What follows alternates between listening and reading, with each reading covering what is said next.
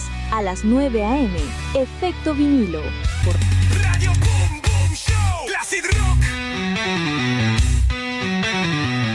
Si suena el despertador es porque comenzamos a sintonizar la mañana de la radio. Todo lo que querés escuchar. Comenzamos el día con los titulares, con la buena música, con la comunicación y todas las voces que te acompañan cada mañana. Radio Boom Show. Nuestro próximo programa.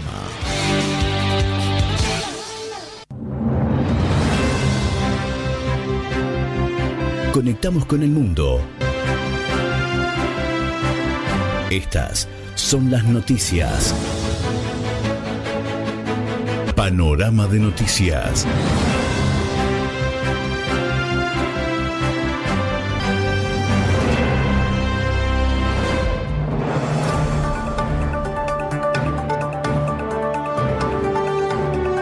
Bienvenidos. Quien les habla, Mario Gutiérrez.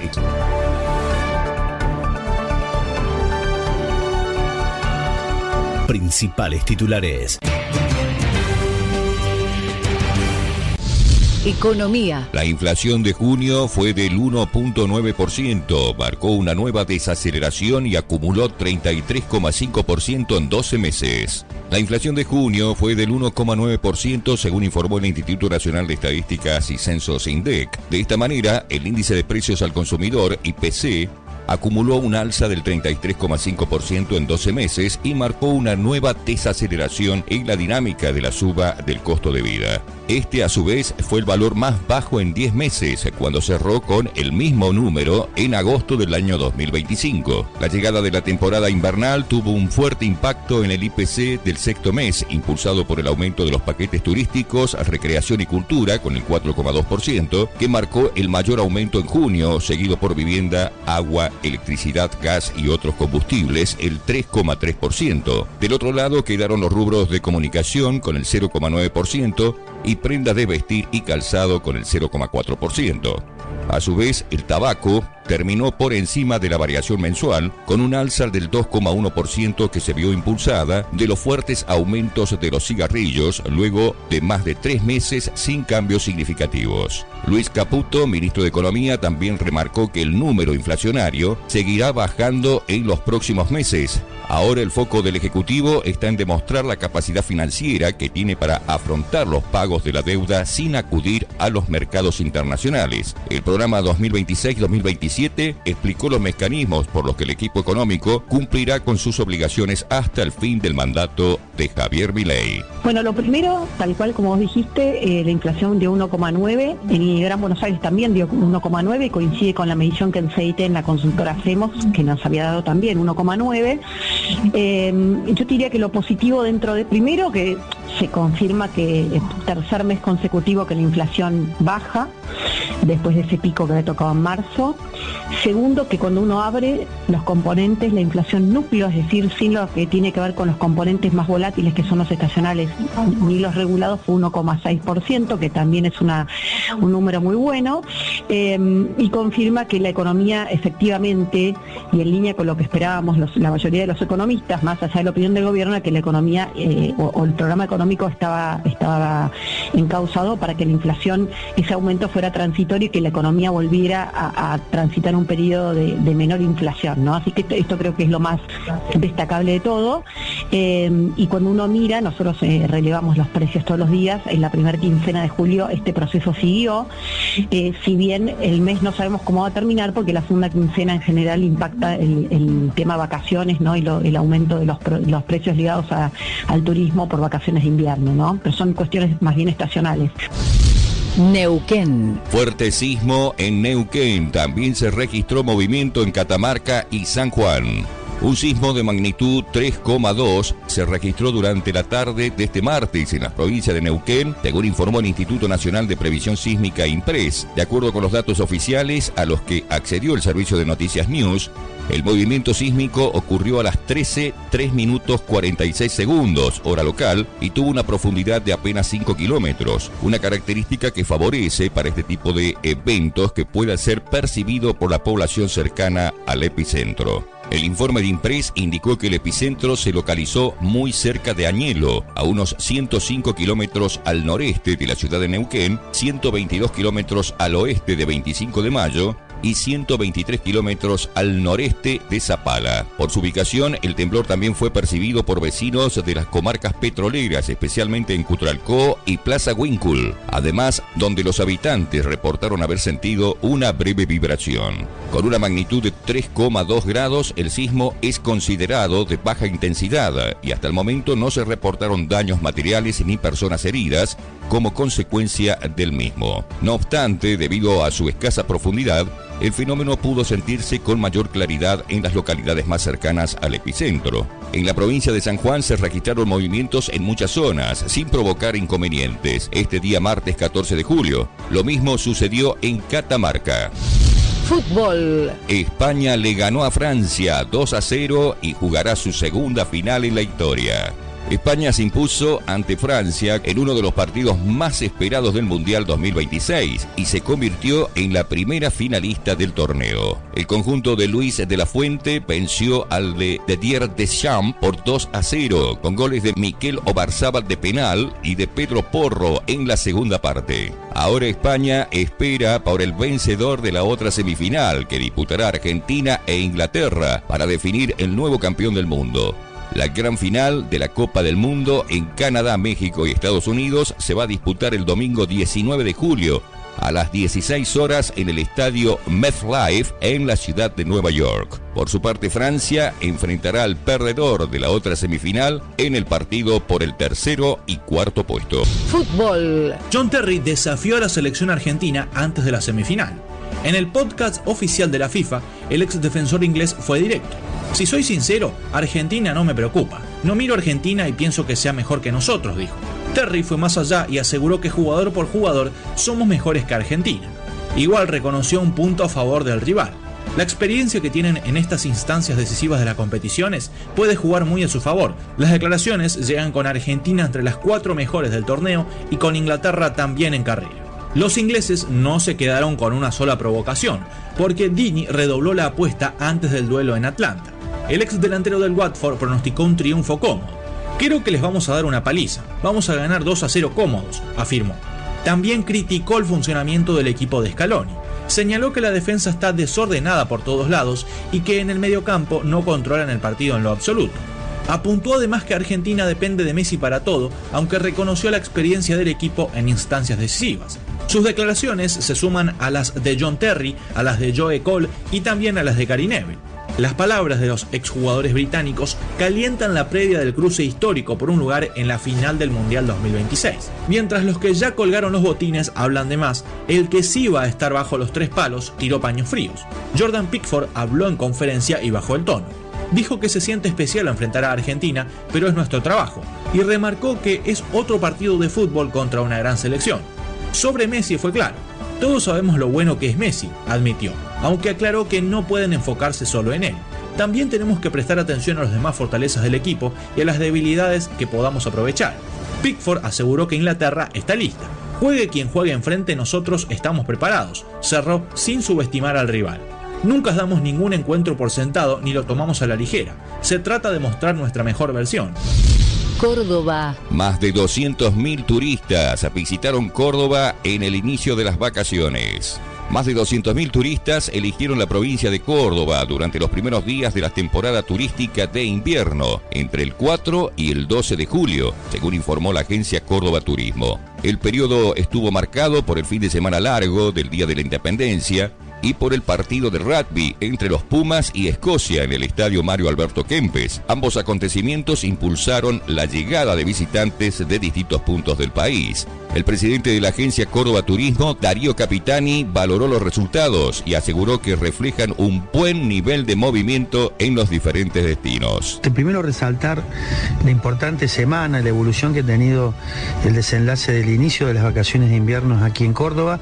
Sin duda que habla a las claras de que Córdoba se posiciona, sigue liderando un segmento de verano, pero también de posicionamiento en invierno que nos permite seguir creciendo, con alojamientos en lugares destacados, el Valle de Calamuchita, Punilla como epicentro también, un gran desenlace, lo que nos ha permitido evaluar la llegada de más de 200.000 turistas en estos primeros días, pero lo más importante que va a ser el desenlace de las últimas 2 semanas de vacaciones de julio, donde nos preparamos con fuerza. Allí sin duda donde entra en vacaciones Buenos Aires, provincia de Buenos Aires, que es la afluencia de turistas más importante, trabajando con toda esa agenda de Córdoba, con cada uno de los municipios, las comunas. Ni no descartó cambios ante Inglaterra, pidió valorar lo conseguido y se mostró ilusionado. Argentina enfrenta este miércoles desde las 16 horas a la selección de Inglaterra en las semifinales de la Copa del Mundo 2026. El ganador del partido entre Argentina y los ingleses deberán enfrentar en la final a España, que venció este martes a Francia por 2-0. En el marco de este partido, el entrenador de la selección, Lionel Scaloni, habló en conferencia de prensa y no descartó cambios en los 11 titulares. Puede haber cambios, pero también se puede repetir el equipo. A los jugadores no se les dijo todavía nada. Este será un partido diferente, como son todos, no hay un partido igual. Intentaremos mejorar en los aspectos que no estuvimos bien, lo hemos hablado, lo hemos analizado con los chicos y estamos bien, con unas ganas bárbaras, una semifinal de un mundial, con la ilusión intacta y con el agradecimiento eterno a estos jugadores que nos han llevado otra vez a jugar una semifinal del mundial, con todo la dificultad que tiene llegar hasta acá. Así que estamos bien y enfrentaremos a un gran equipo, a un gran rival, y bueno, ojalá tengamos la posibilidad de pasar. Bueno, siempre analizamos cómo poder mejorar el equipo y cómo intentar neutralizar a estos grandes jugadores de la mejor manera. Puede ser una posibilidad que hagamos algún cambio, también puede ser una posibilidad que repitamos.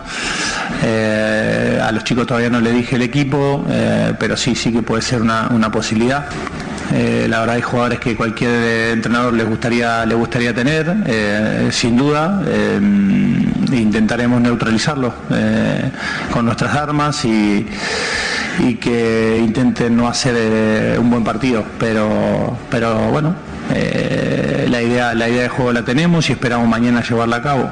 Particularmente creo que tenemos que darle un valor enorme a lo que hemos conseguido, más allá de que intentaremos con todas nuestras fuerzas llegar a la final. Creo que en la distancia que estábamos y con las selecciones que han quedado afuera es un gran logro y lo tendríamos que tomar como tal. Pasa que hemos hecho tantas cosas buenas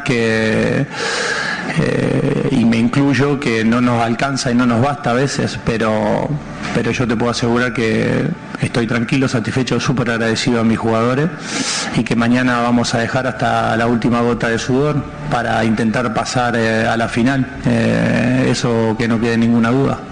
Nosotros necesitamos que los jugadores, sobre todo que nos han llevado a hacer un gran fútbol, podamos mañana verlos. Esa es la realidad y necesitamos de todos, porque lo otro lo doy por descontado. Mis jugadores siempre han sido adentro de la cancha, que han dejado todo, han dado hasta la última pelota el máximo y eso mañana estará también. O sea, eso desde que estoy yo lo doy por descontado. Sí que no nos tenemos que olvidar de jugar y eso es lo más importante. Economía. Rabier, sobre el endeudamiento de las familias, no se puede llevar la tarjeta al límite. El vocero de la presidencia, Adrián Rabier, atribuyó el aumento de la morosidad a decisiones equivocadas, tanto en las familias como en las entidades financieras. Por un lado, señaló que algunos hogares se endeudaron por encima de las posibilidades y por otro lado, cuestionó a los bancos por otorgar créditos sin evaluar adecuadamente la capacidad de pago de sus clientes. Cuando una economía recupera el crédito, es normal que aparezcan la morosidad, afirmó Rabier. El funcionario explicó que los años de escaso financiamiento provocaron que las entidades perdieran experiencia y antecedentes para analizar garantías, ingresos y posibilidades de pago. Esta Argentina que recupera el crédito también reinicia un proceso de reaprendizaje sobre cómo otorgar los préstamos. Digamos, tanto el banco como las personas. Primero el banco, de ver a quién le otorga el crédito. En este momento los bancos, a todas esas personas que entraron en morosidad, las están tratando de refinanciar con tasas bajas, plazos largos para recuperar el capital que invirtieron. Pero por otras personas, de saber hasta dónde pueden tomar crédito. Uno agarra la tarjeta, la lleva al límite, al otro mes se encuentra muy apretado. Bueno, tenemos nosotros mismos, los individuos, que antes no podíamos acceder a préstamos personales, a préstamos hipotecarios, a préstamos prendarios y demás. Ahora tenemos que volver a aprender cuál es el límite que nuestros ingresos nos permite acceder a un crédito, hasta qué cuota puedo pagar y demás. Santa Fe. Licencia a docentes. Es una medida de ajuste, cuestionaron desde AMSAFE. El conflicto entre el gobierno de Santa Fe y los gremios docentes sumó un nuevo capítulo tras el rechazo de AMSAFE a la decisión oficial de implementar un nuevo sistema de control de licencias médicas que dejará de estar bajo la órbita estatal para pasar a manos de una empresa privada. Desde el sindicato manifestaron una fuerte preocupación por la medida al considerar que tiene como único objetivo reducir el ausentismo docente y que forma parte de una política de ajuste sobre las condiciones laborales del sector. Así lo explicó el secretario general de AMSAFE, Rodrigo Alonso. El objetivo es reducir el ausentismo. Entonces, ¿qué es lo que va a pasar? Lo que va a pasar es que van a crear un sistema por el cual la empresa, que va a ser una empresa privada, que no le va a importar ni la prevención, ni le va a importar las causas por las cuales vos sacás licencia, sino que lo único que le va a importar es reducir el ausentismo. Entonces, nosotros vemos esta medida con muchísima preocupación porque es una medida de ajuste. Como nos están ajustando en el salario, nos están ajustando con el presentismo, nos ajustan en el tema jubilatorio y ahora con el control de las licencias. Porque esto también que es importante poder discutir. Los docentes estamos sufriendo el presentismo. Esto implica que muchos docentes, estando enfermos, vamos a trabajar igual. Y ahora, si vos osás en sacar una licencia y decir, bueno, mira, voy a perder el presentismo, lo voy a perder, ya está, pero no estoy en condiciones de ir a trabajar. Ahora vas a tener un mecanismo en el cual una empresa privada te va a decir, no, párese un poquito. Usted no va a tener 4 días de licencia, sino que va a tener 2, va a tener 1, o si no, tómese un ibuprofeno y vuelva a trabajar. Córdoba. Se vienen 4 días de primavera plena. ¿Desde cuándo y hasta qué día durará?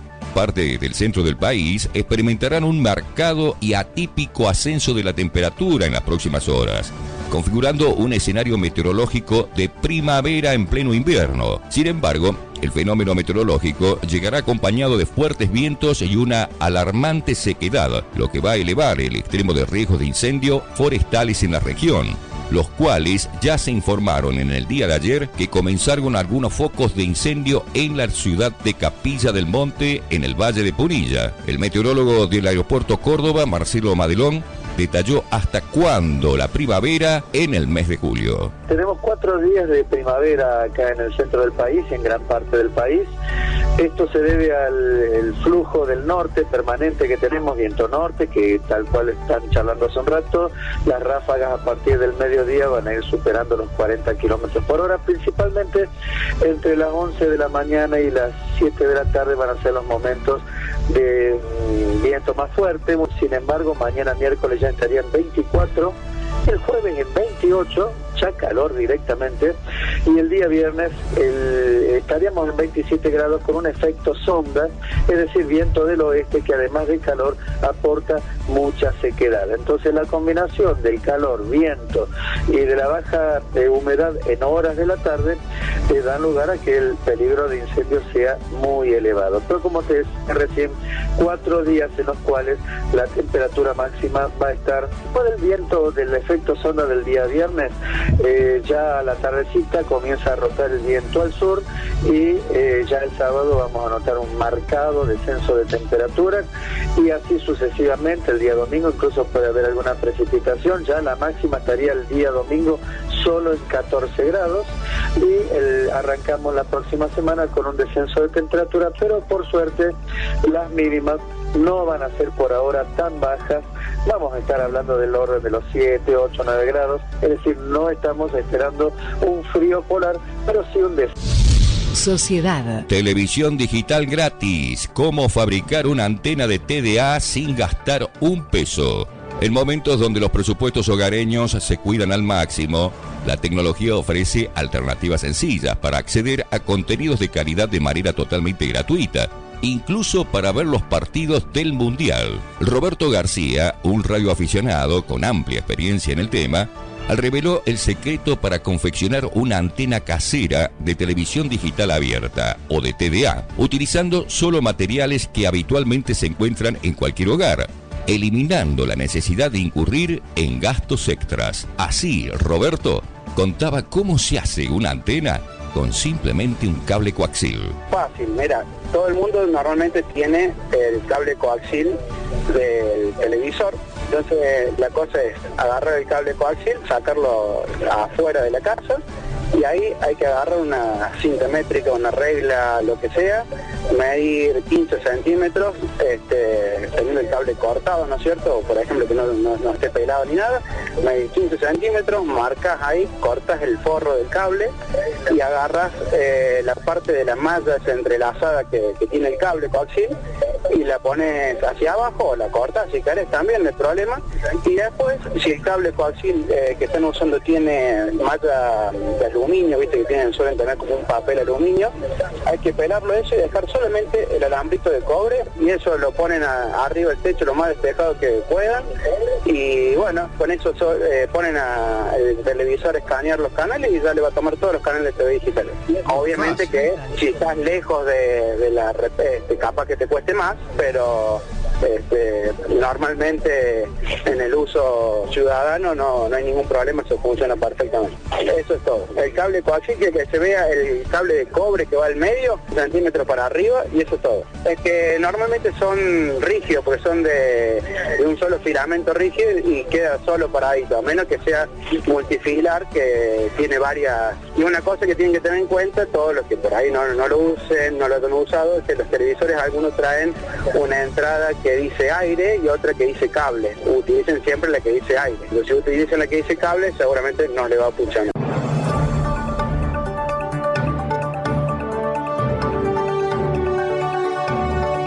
Llegamos al final.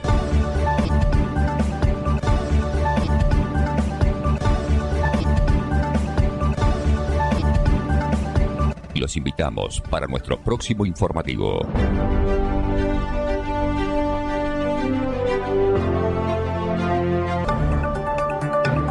Y estos son nuestros titulares. Estados Unidos intensifica sus bombardeos a esta hora contra Irán y restablece el bloqueo naval de los puertos iraníes, Bahrein, Emiratos y Kuwait, de nuevo blanco de esas represalias iraníes en horas más tempranas. 14 de julio, Francia celebra su fiesta nacional con un desfile militar en honor a Ucrania y la participación de destacamentos de 35 países y 7.000 efectivos en total, cifra inédita. El enclave británico de Gibraltar entra en una nueva era con la eliminación de los controles fronterizos con la Unión Europea, por tanto con España, que cedía el territorio hace más de 3 siglos.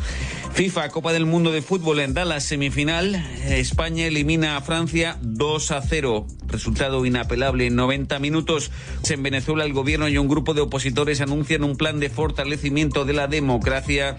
El enfoque será sobre el tenso traslado de poderes que se anuncia, se vislumbra en Colombia hasta el 7 de agosto. Gracias.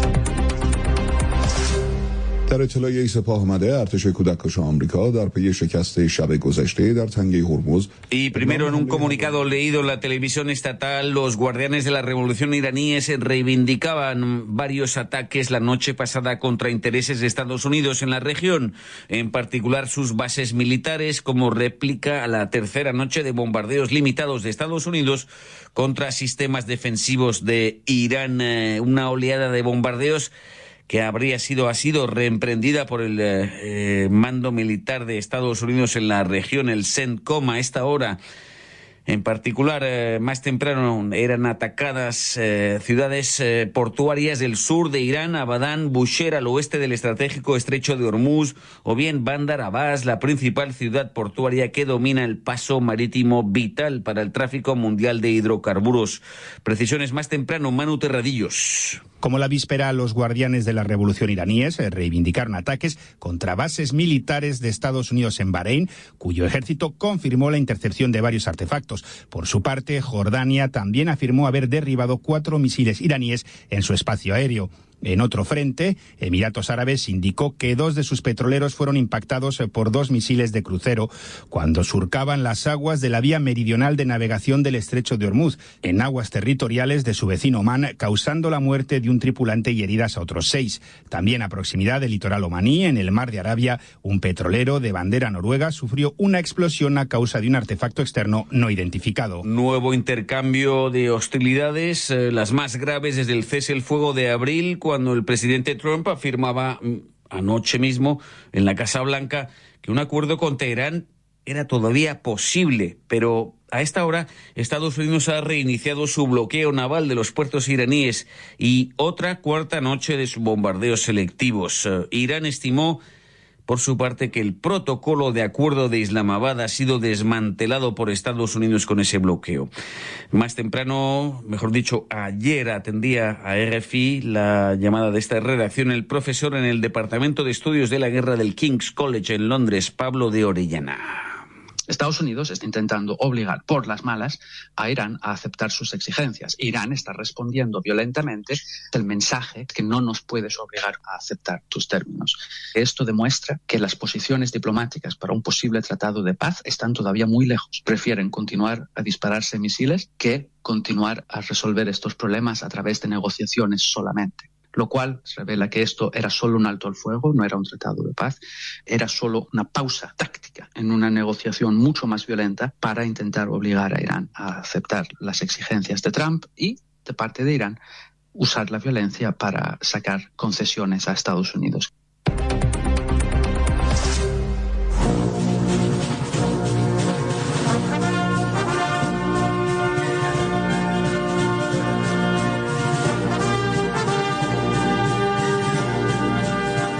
El 14 de julio de fiesta nacional en Francia, tradicional desfile militar con 7.000 efectivos en los Campos Elíseos de París. La Marina Nacional Francesa celebraba sus 4 años de existencia con la intervención final de su orquesta, un contingente de militares ucranianos, destacamentos de 35 países de la coalición de países voluntarios abrían esa parada militar. El desfile masivo, el último que presidía Emmanuel Macron, pretendía ilustrar el rearme emprendido por el Estado francés frente a la amenaza en el oriente de Europa. Testimonio al margen de ese acontecimiento. La verdad es que me pareció especialmente logrado, se notó mucho el nivel de organización. Me gustó que estuvieran representadas prácticamente todas las unidades, da una imagen muy completa de las Fuerzas Armadas francesas. Lo que más me llamó la atención en realidad fue la presencia de Ucrania y de las delegaciones europeas. Me pareció un mensaje muy fuerte. Y de la guerra en Ucrania en el terreno, esta vez un informe de la misión de seguimiento de derechos humanos de la ONU en Ucrania establece que el número de víctimas civiles siguió aumentando en el mes de junio, con 293 muertos, 2.000 heridos, la cifra más elevada desde abril 2022, 2 meses después de la invasión rusa. Precisiones, Mauricio Latorre. El informe señala que un 45% de las víctimas fue causado por misiles y drones de largo alcance, con ataques esencialmente contra ciudades alejadas del frente, como Kiev, capital, o Dniepro, situada más al este. Se trata de una evolución que refleja el uso cada vez más frecuente de armas poderosas contra zonas urbanas densamente pobladas y que agrava en extensión y complejidad los riesgos a los que está expuesta la población civil. Además, el informe da cuenta de un nivel récord de ataques de drones explosivos a lo largo de la línea del frente desde el inicio de la invasión, con 89 civiles ucranianos muertos y casi 600 heridos en el mes de junio. 6 años después de haber salido de la Unión Europea, el Reino Unido y la Comisión Europea firmaban este martes un tratado que define el estatuto del territorio británico de Gibraltar, enclavado en el extremo sur de España, y que levanta las restricciones de circulación entre el enclave y el territorio español, simplificando la libre circulación de miles de trabajadores y de bienes.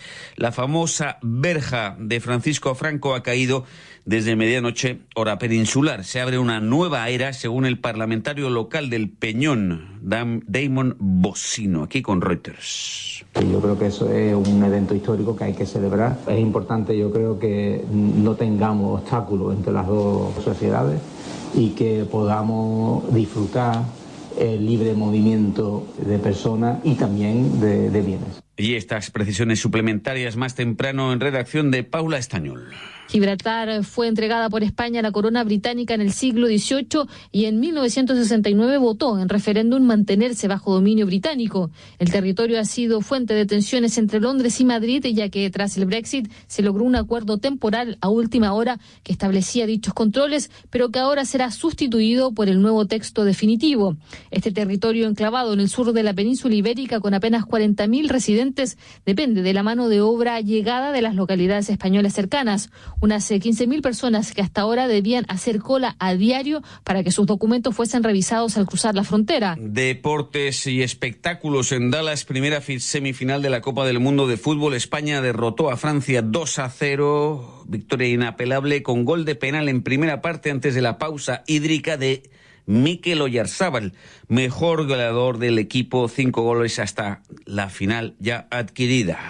Todo el mundo en una misma dirección, con una misma idea, todo el mundo siendo conscientes de lo que es importante, que al final se trata de poner lo que cada uno tiene, lo que cada uno puede dar al servicio del colectivo, al servicio del equipo. Y inmensamente feliz, obviamente. Creo que es algo que nadie nos lo hubiéramos imaginado y que podemos decir orgullosos que estamos en una final. Y en la segunda parte, el autor del segundo tanto, Pedro Porro, lateral derecho, tras una bonita pared, un contraataque, último pase con Olmo, imprescindible como Rodri en ese partido, o Cucurella. Pedro Porro. Muy feliz porque dejamos la portería a cero, sabíamos que era un partido importante en ese aspecto. Yo creo que principalmente teníamos que fortalecer la defensa, porque sabemos que Francia tiene muy buenos jugadores y la verdad es que muy feliz porque, como he dicho antes, todo el equipo estuvo muy bien, tanto defensivamente como atacando, y la verdad que esto es de todos, ¿no? Hemisferio occidental, en Venezuela, el gobierno de la presidenta interina Delcy Rodríguez, un grupo de opositores que cuenta con el respaldo de Washington, anunciaron que iniciarán en agosto un plan de trabajo, una hoja de ruta en busca del fortalecimiento de la democracia, de una agenda de transición. La noticia fue anunciada inicialmente por parte del oficialismo por el presidente del Parlamento, Jorge Rodríguez, hermana de la ya citada corresponsal de Caracas, Víctor Amaya. Vuelve la discusión política en Venezuela en medio de las consecuencias por el doble terremoto que ha dejado al menos 4.560 personas fallecidas. Este martes se ha anunciado que el 1 de agosto comenzarán las negociaciones entre el chavismo gobernante y la oposición respaldada por Washington para avanzar en reformas institucionales y abrir caminos electorales en el país. El anuncio lo hizo Dinora Figuera, presidenta de la Asamblea Nacional electa en 2015 con mayoría opositora y que Estados Unidos considera desde entonces la última institución democrática de Venezuela. En su comunicado afirmó que se tratará de una agenda de trabajo conjunta para promover la estabilidad, la democracia y la recuperación nacional, que son las 3 fases que la administración de Donald Trump ha dicho querer impulsar en Venezuela. El comunicado de Figuera fue respaldado por el secretario de Estado estadounidense, Marco Rubio. En paralelo, el Parlamento también anunció la agenda de trabajo con los exmiembros de la Asamblea Nacional, como los calificó. Apenas 3 días antes, el 11 de julio, el propio Rodríguez había señalado que el oficialismo no tenía cabeza cabeza para ocuparse ahora de reformar el Tribunal Supremo de Justicia ni el Consejo Nacional Electoral, claves para abrir una democratización del país. Tras la captura de Nicolás Maduro por parte de Estados Unidos, el gobierno venezolano lo encabeza quien era su vicepresidenta, Delcy Rodríguez, en calidad de encargada. La ley venezolana establece que esas sustituciones duran hasta 180 días, tiempo que ya ha vencido. Desde Caracas, Víctor Amaya. Del país vecino, el presidente electo, el ultraderechista de la Espriella, asegura que tomará posesión del cargo el 7 de agosto, sí o no, en una instalación militar del sur del país, le guste o no al presidente saliente Petro, aunque necesita la autorización para trasladar esa ceremonia del nuevo Congreso, donde carece de mayoría propia. Extracto de su último mensaje. Los colombianos pueden estar seguros de que cumpliré mi promesa. Me voy a posesionar en el sur del país, en una guarnición militar, para rendirle un homenaje solemne a los héroes de la patria. No habrá más procesos de falsa paz en mi gobierno. A partir del 7 de agosto, el objetivo será la seguridad del pueblo y el desmonte total del perverso sistema de impunidad que reina en este momento. El presidente electo de Colombia, Abelardo de la Espriella, la guerrilla del ELN secuestraba a 40 personas en Colombia. El ejército las libera. Vamos con ello. Enfoque. Colombia, donde se contempla ya una tensa transición de poderes entre Gustavo Petro el saliente, el izquierdista Petro, y Abelardo de la Espriella. La toma de la asunción de poderes será el 7 de agosto. Este es un enfoque a cargo de Leticia Fuentes. 14 de julio. Todavía es temprano en Colombia cuando salta la noticia. La guerrilla del ELN ha secuestrado a 39 civiles que se desplazaban en 2 autobuses en el departamento del Chocó, al noroeste del país. El ejército no tardó en poner en marcha un importante dispositivo para liberar a todas las personas.